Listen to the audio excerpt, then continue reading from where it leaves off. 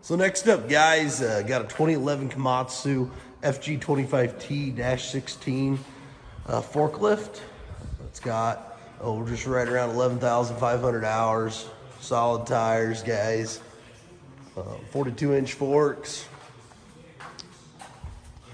It is Nissan. It's got that good Nissan motor. A lot of those specs with the listing, but you know that Nissan motor is a pretty popular one in these forklifts. So guys, this came in, function was unknown. There was a guy that came out, checked it out just a little bit. He said the engine has good compression, turns over nice, but he couldn't find it to have any spark.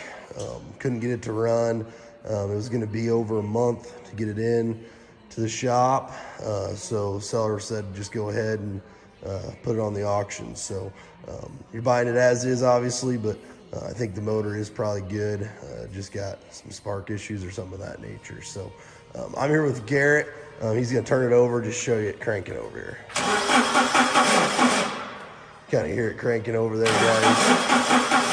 And he did, when he was checking it out, did put a new battery on it as well, and that beacon was flashing there, and Garrett had the key on. So I think the lights work. It's got a new battery.